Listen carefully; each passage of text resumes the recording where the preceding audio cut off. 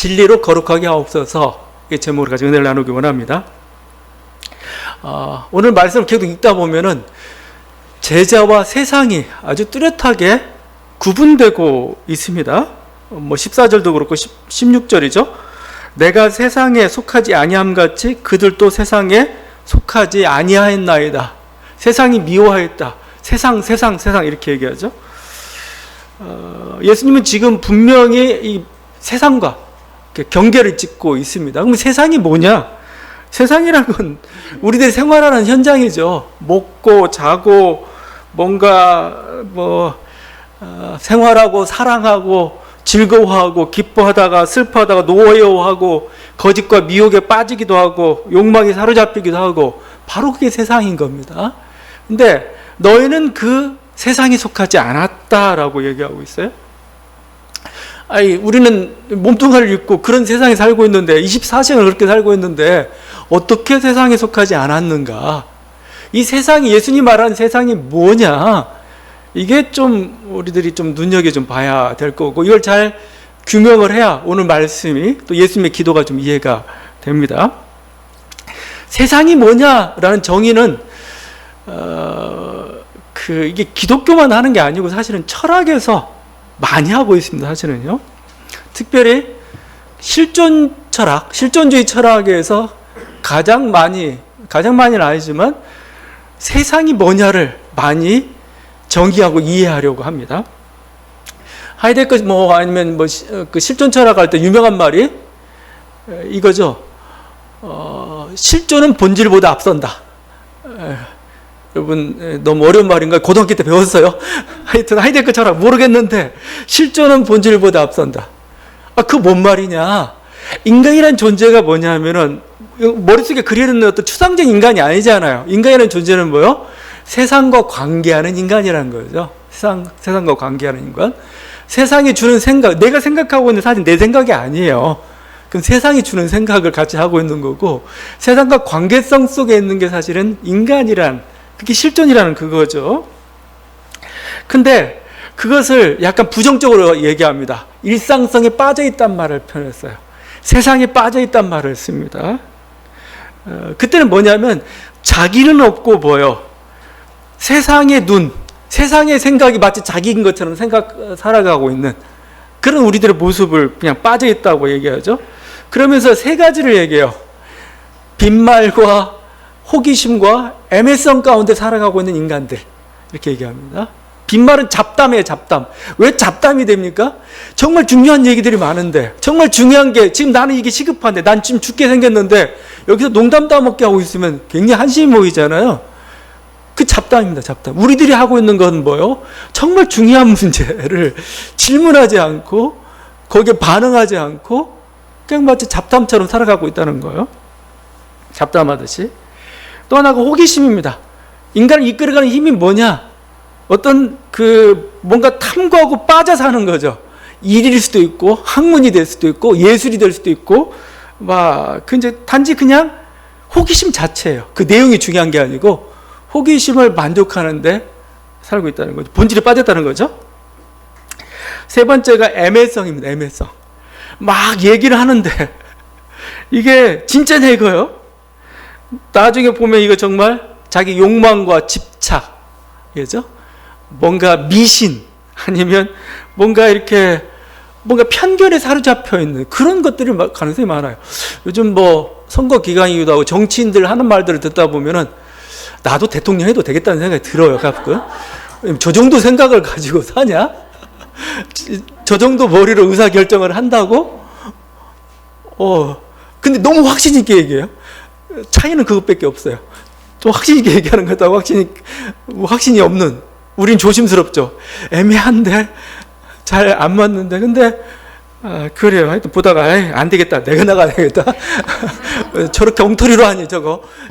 이렇게 했죠. 그러니까, 인간이 그렇다는 겁니다. 인간이. 그러면서, 이렇게 세상성 속에 빠져있다, 이것을 죽음이라고 표현합니다. 왜냐하면, 인간의 존재의 가장 위대함이랄지, 인간주의 살아있으면 어디에서 나타나냐면, 자기 생각과 자기 결정에서 나타나는 거거든요. 자기 결정.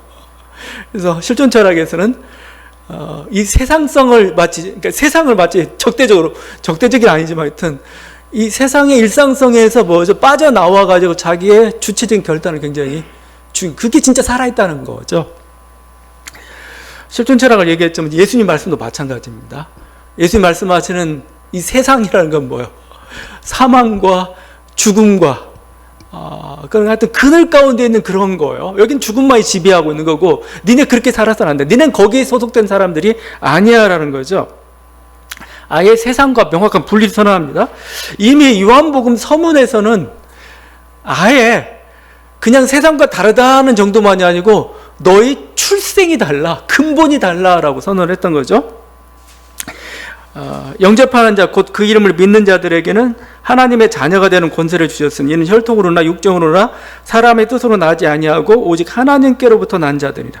혈통으로나 육정으로나 사람의 뜻, 이게 세상입니다. 세상.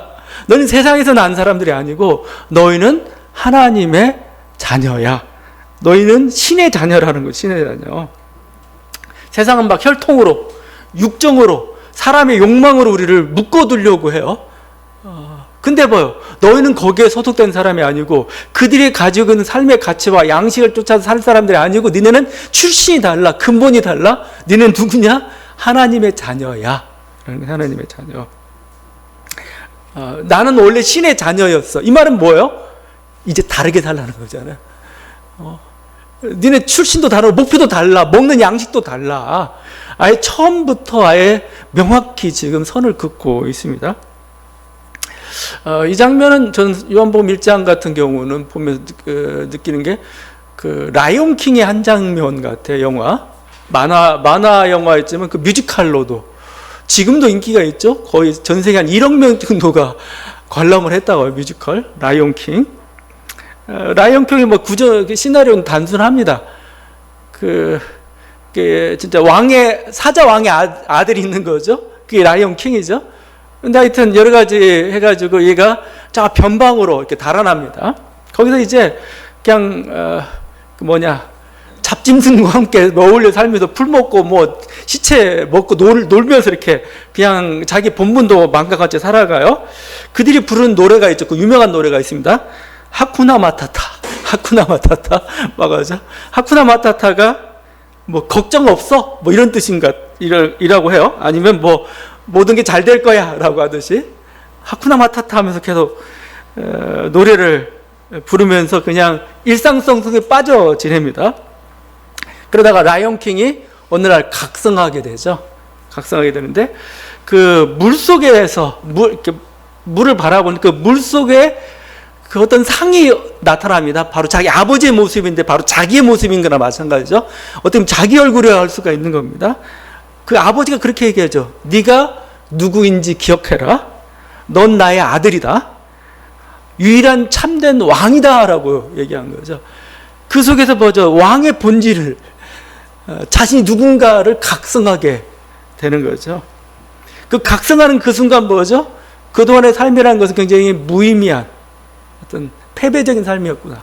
그러면서 각성하는 그 순간에 자기가 무엇을 해야 되는지를 알게 되는 거죠. 그래서 이렇게 이제 다시 그 자신의 그 왕국으로 돌아가게 돼 거기서 왕권을 다시 회복하게 되는 게 이게 라이온 킹의 하나의 근본 구조인 거죠. 그러니까 이 각성의 순간 굉장히 중요한 겁니다. 어떻게 보면 제가 너희가 하나님의 자녀다라고 얘기하는 순간 그 순간의 말씀의 의미는 뭐예요? 각성을 하는 거예요. 각성. 네가 누군지, 우리라는 존재가 누군지를 깨달은 거죠. 우리는 세상의 자녀가 아니고 육정으로 태어난 그런 자녀들이 아니고 혈통으로 태어난 자녀들이 아니고 너희는 신의 자녀야. 너의 고향은, 너의 존재는 바로 하나님의 자녀야라고 얘기하는 겁니다. 하나님의 자녀라면 하나님의 자녀답게 살아야 되는 거죠. 그게 올바른 우리의 삶의 모습입니다. 무엇이 달라야 되는가? 그러니까 하나님의 자녀라고 했을 때 어떤 출신을 얘기함으로 결국은 우리들의 삶의 방식을 문제 삼고 있는 거죠. 어떻게 살아야 되는 거죠? 하나님 자녀답게 살라는 겁니다. 이런 식으로 표현할 수도 있죠. 먹는 양식이 달라졌다. 그러니까 삶의 가치가 달라졌다 이렇게 표현할 수가 있어요. 내가 세례받고 내가 예수 믿고 뭐가 달라졌느냐? 가장 중요한 고백이 삶의 가치가 달라졌습니다. 이겁니다. 삶의 만족이 달라졌습니다. 요한 1서에서는 이 세상의 정체를 다시 한번 얘기하죠. 세상적 삶이라는 게 뭔지를 이렇게 얘기죠. 이 세상이나 세상에 있는 것들을 사랑하지 말라. 누구든지 세상을 사랑하면 아버지의 사랑이 그 안에 있지 아니하니 이는 세상에 있는 모든 것이 육신의 정욕과 안목의 정욕과 이생의 자랑이니 다 아버지께로부터 온 것이 아니요 세상으로부터 온 것이다. 그렇죠. 이게 세상의 양식은 뭐냐? 세상은 우리를 이렇게 어떻게 길들이냐면 세상의 양식으로 길들이는데 그게 육신의 정욕이라는 겁니다. 뭐 여러 가지 것 할 수 있겠지만 육체를 배부르게 하고 육체를 즐겁게 하려는 그 욕망들, 그걸로 우리를 자꾸 길들이고 있었어요. 또 하나가 안목의 정욕이죠. 눈에 끌리는 어떤 욕심, 어떤 무지, 편견, 아마 이런 것들과 우리가 관련된 거죠. 호기심도 여기에 눈에 보이는 부함직한 이걸 쫓아가지고 이렇게 가고 있는, 그러나 그 끝에는 아무것도 없는 허망한 것만 붙잡고 있는 그런 거죠. 세 번째가 이생의 자랑이죠. 이생의 자랑, 헛된 명예, 명예심. 명예라는 게 사실은 서구 문화를 하나에 이끌었던 가장 명예와 수치라는 거죠. 그냥 강력한 힘인데 그냥 여기는 이생의 그냥 자랑이라고 얘기했어요. 하나님의 사람은 이것을 더 이상 기뻐하지 않습니다. 육체의 정욕을 따라 살지 않습니다.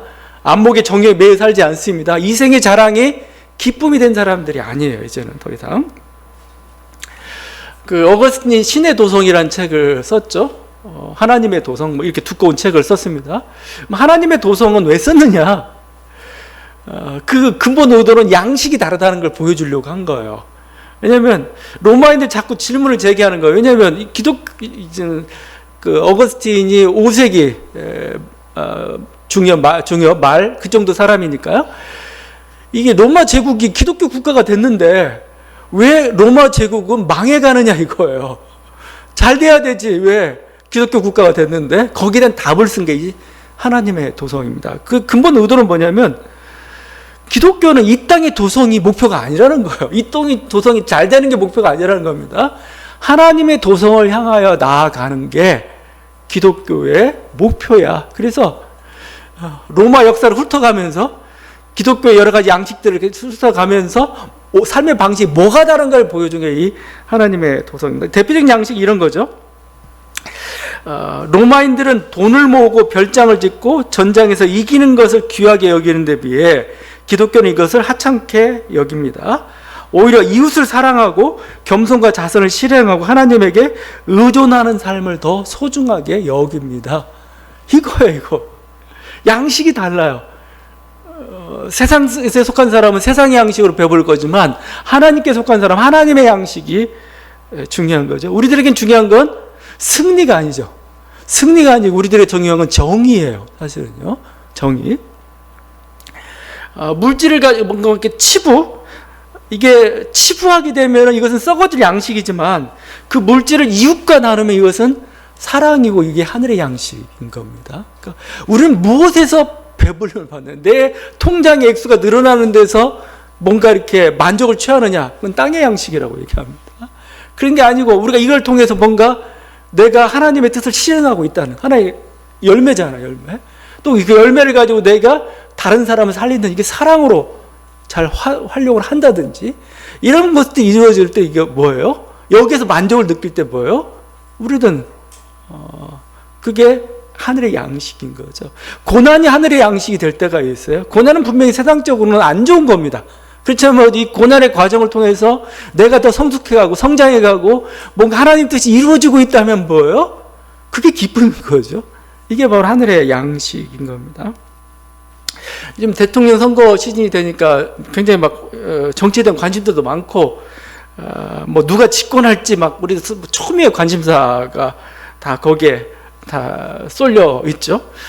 뭐 자기가 원하는 후보도 있고 또 반대하는 후보도 있고 있을 겁니다. 자, 근데 여기에 빠져 있으면 뭐예요? 그건 세상의 양식인 거죠. 누가 집권하느냐? 자기가 하는 사람이 뭔가 이렇게 되느냐 안 되느냐. 여기에만 관심 있다면 이건 뭐예요?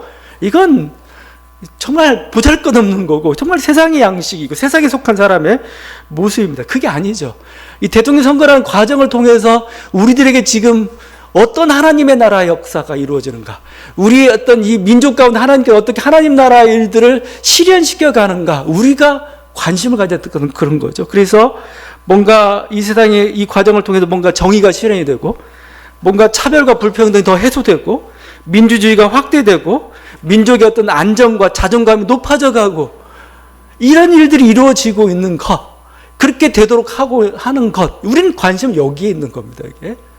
이 사람이 이걸 실현해낼 건지, 이 사람이 이걸 실현해낼 수 없는 사람인지, 우리는 그걸 평가하고 거기에 따라서 선거에 참여하게 돼요. 그랬을 때는 뭐예요? 이건 하늘의 양식을 먹고 있는 사람들입니다. 그렇지 않고 그냥 따지지 않고 그냥 나는 이 사람 편이니까, 나 이 사람이 좋으니까, 이 사람 내 편이니까 돼야 돼.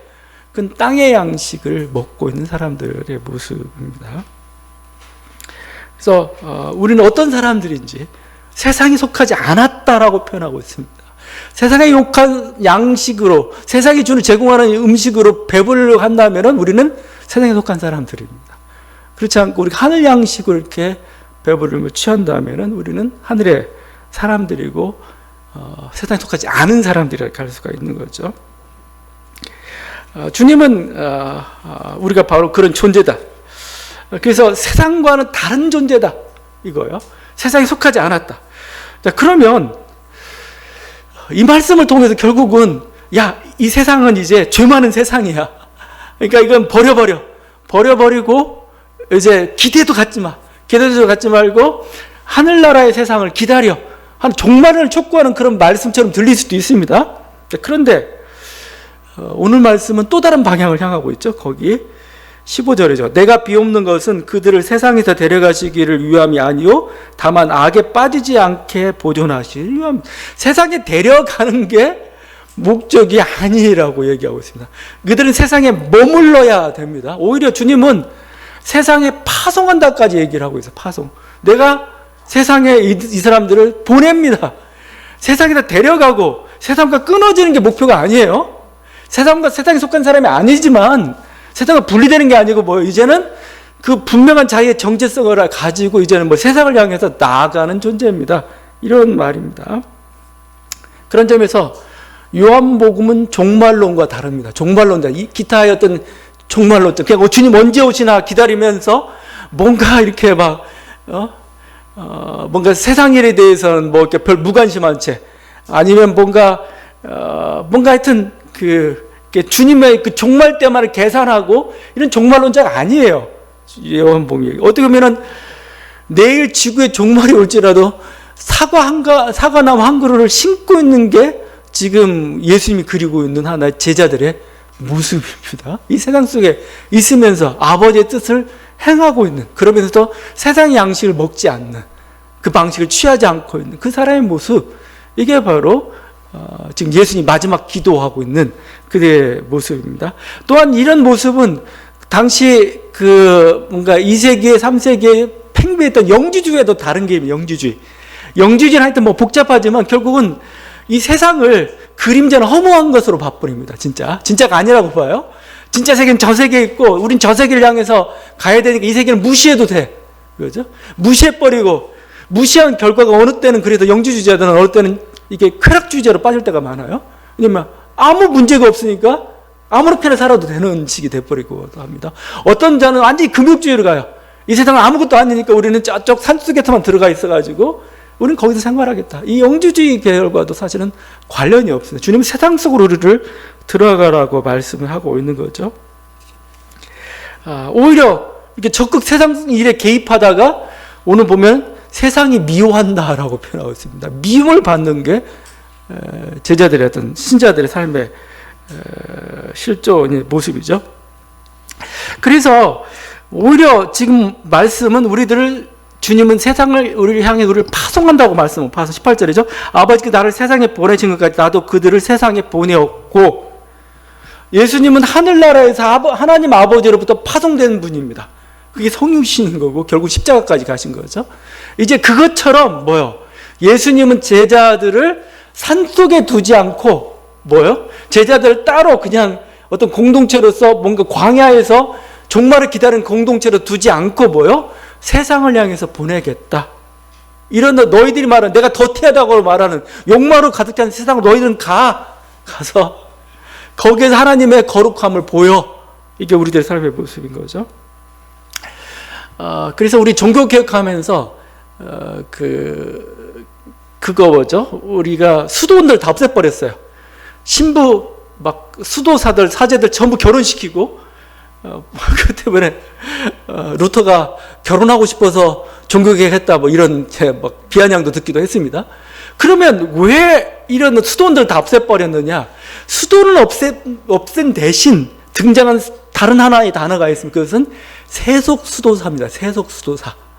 세속수도사라는 게 뭐예요? 우리 가정에서, 우리 직장에서, 우리 일터에서, 뭐 내 삶의 현장 속에서 수도사처럼 살아가는 사람들. 그죠? 결국 전선이 뭐예요? 전선이 수도원에서 조그만 산 속에서 이제 뭐 전 생활 영역으로 확대된 겁니다. 이게 파송이 가지고 있는 그 말씀의 의미입니다. 우리 가정이 수도원인 겁니다. 내 직장이 수도원인 겁니다. 여기서 하나님의 뜻을 따라 살고 하나님의 뜻을 실현하고, 그래서 어쨌든 이제 목회자들도 그런 생각을 하게 되죠. 목회자들도 뭔가 독신으로 살고 아니면 그냥 가정업, 그러면 오히려 더 깨끗할 수도 있고 뭔가 이렇게 할 수도 있는데 그렇지 않아요. 목회자는 어떤 자기 가정과 일반적인 세상적인 어떤 삶을 다 영위하면서도 또 어떤 주님이 원하는 그런 사제적인 어떤 길을 갈 것을 요구하고 있거든요. 근데 그게 종교개혁 정신이기도 하고 그렇습니다. 실제 주님이 원하시는 건 뭐냐면 산 속에서 하나님 나라를 이루는 게 아니고 세상 속에서 하나님 나라를 이루는 겁니다. 너희는 그런 사람들로 너희를 내가 지금 보낸다. 지금 이렇게 얘기하고 있는 거죠. 그래서 여러분들이 이 파송의식, 내가 지금 예수 믿고 내가 가정에서 그냥 나는 먹고 살기 위해서가 아니고 하나님이 나를 이쪽으로 보냈다 이거죠. 보냈다. 내 직장으로, 내 일터로. 여기는 그냥 먹고 살고 아니면 막 정말 빨리 지나갔으면 좋은 그곳이 아니에요. 하나님 우리를 그곳에 보낸 거고 그곳에서 그 일을 하기를 원하세요. 그 하나님의 거룩함을 드러내기를 원하는 하나의 파송된 곳입니다. 여기 그런 단어 중에 하나가 이거죠. 아버지께서 나를 세상에 보내신 것 같이라는 말씀의 의미입니다. 나도 그들을 보내었고 이렇게 되었죠. 보내신 것 같이 나도 그들을 보내었고입니다. 보내었고 단순 과거형입니다. 과거 사건이에요. 지금 여러분 요한복음 다 읽어보면은 제자들이 파송받은 적이 없어요. 제자들은 계속 주님만 따라다니고 주님 말씀 다 하셨고 그냥 왔는데 갑자기 17장에서 아버지가 나를 파송하듯이 제자들도 제가 파송했습니다. 언제 파송했어요? 그래서 제가 지금 시제 얘기를 자꾸 하고 있는데 이 시제가 요한복음 시제는 이게 과거, 현재, 미래가 5개 있어요. 이게 어떻게 일어난 일을 얘기하는 게 아닙니다. 이건 어떻게 보면. 그런데 불구하고 그러면 그래서 학자들은 뭐라고 표현하냐면 이렇게 시제를 쓰는 이유는 이것을 기록하고 있는 요한의 시점이다. 요한의 시점. 왜냐하면 실제 그 예수님 부활하시고 난 이후에 제자들이 성령을 받고 온 땅으로 땅 끝까지 주님의 제자로서 파송을 받았거든요. 실제 했거든요. 그 현실이거든요.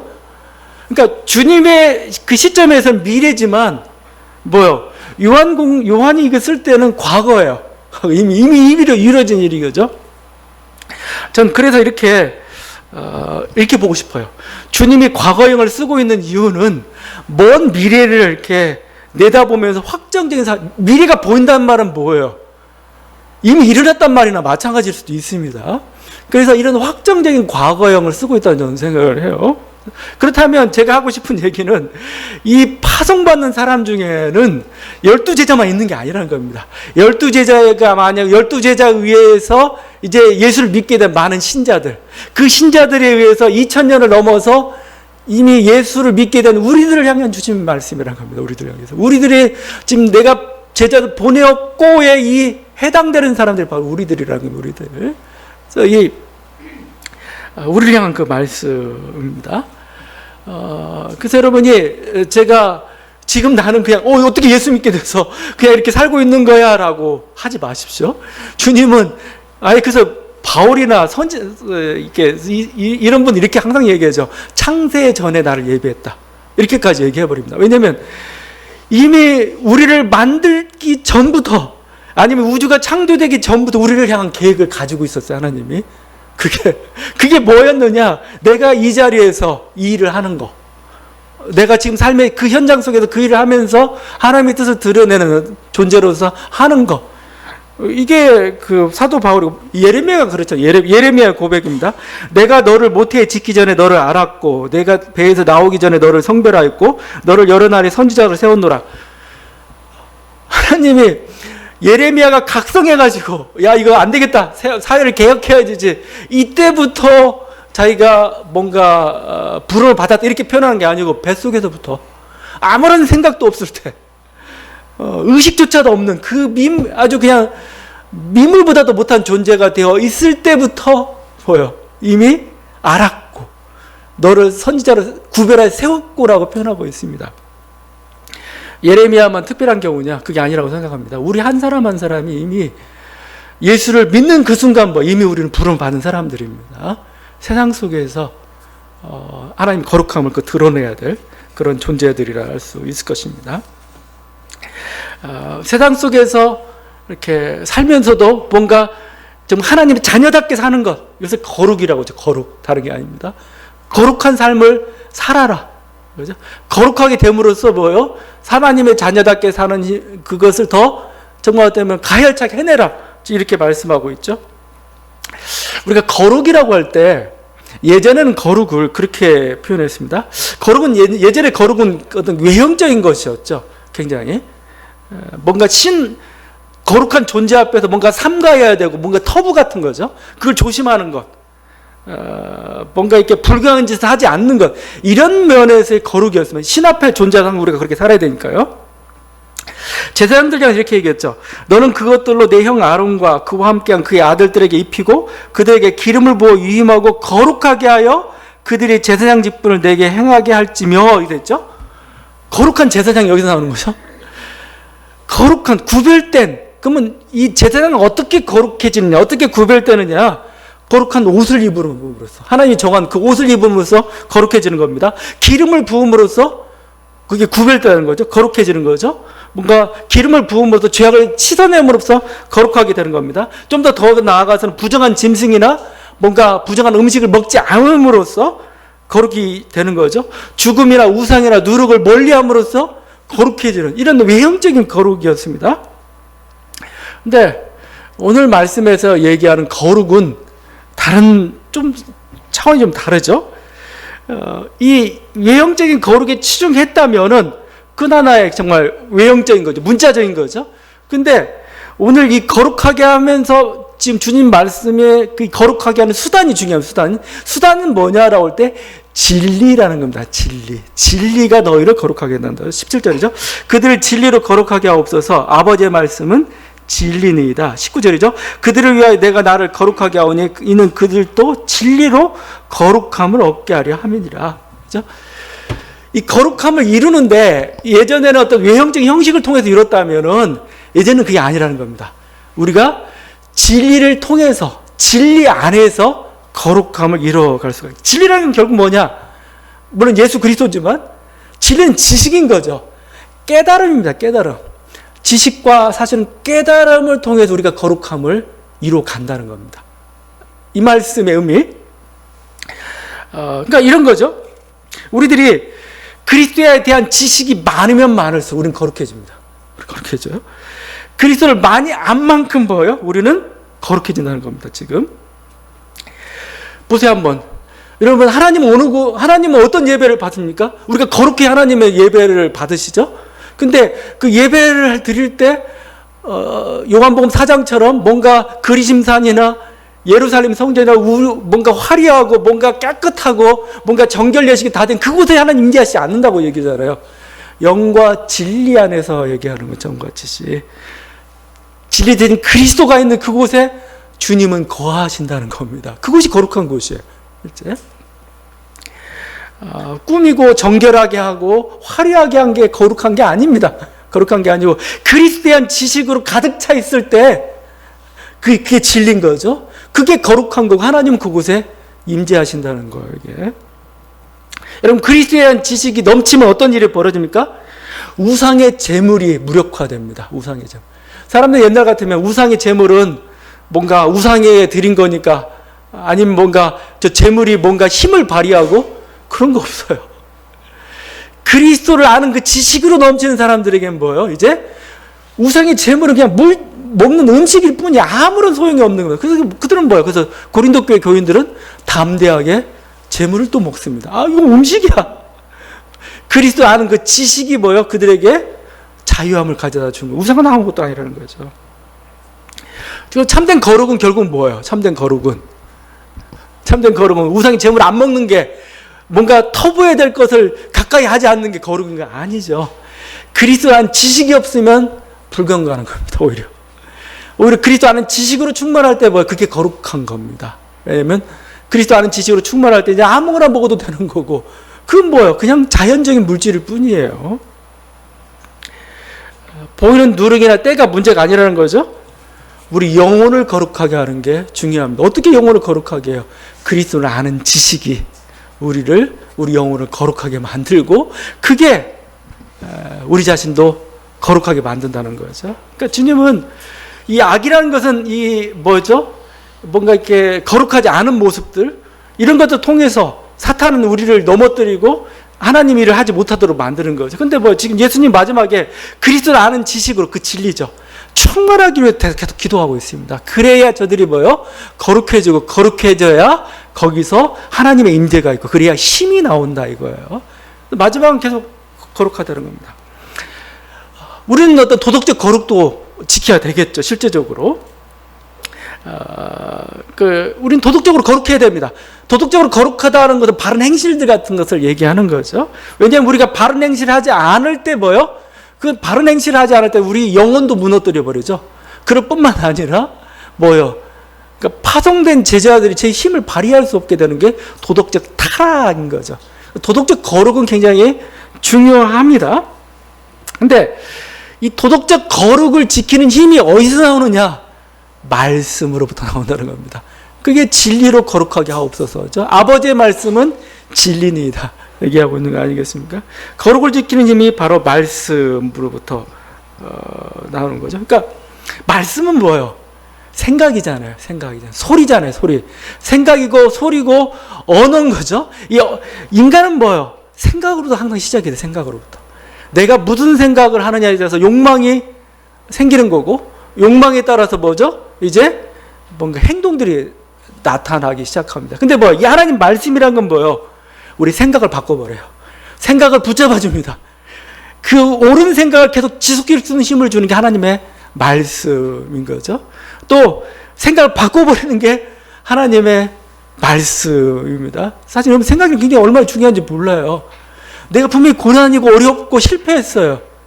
그럼 낭망되잖아요. 하나님의 말씀이 우리에게 위로를 줍니다. 다른 생각을 가져다 줘요. 오히려 그게 복된 거고 오히려 그걸 또 하나님께서 예비하신 놀라운 어떤 길이 있다는 것을 가져다 주죠. 이게 말씀이 이게 깨달음 아니겠어요? 깨달음. 근데 그 순간에 내 마음에 평화가 오고 갑자기 다시 에너지가 솟잖아요. 그래서 말씀은 힘인 겁니다. 힘. 그냥 무력한 게 아니에요. 이게. 그 말씀은 빛이다. 말씀은 생명이다. 말씀은 힘이다. 말씀은 생명이다. 이 모든 게 다 등불이다. 이 모든 게 다 가능한 얘기입니다. 그냥 이 떠들던 전파는 소리가 아니라는 겁니다. 우리 생각을 바꾸는 그 힘이 바로 이 말씀인 거죠. 주님 그래서 저희를 진리로 거룩하게 하옵소서라고 이렇게 기도하고 있습니다. 하나님 말씀은 진리고 이 말씀이 저들의 영혼을 붙잡습니다. 저들의 영혼을 지킵니다. 그래서 주님의 거룩한 사람들을 만들고 그래서 그 일을 통해 주의들을 이뤄낼 수 있게 하십니다. 마지막 주님의 기도라는 건 다른 게 아니고 말씀이 저희를 붙잡으시옵소서. 말씀을 통해 저들이 거룩한 길을 가게 하옵소서입니다. 이 은혜가 함께하는 저와 여러분 되기를 바랍니다. 기도하시겠습니다.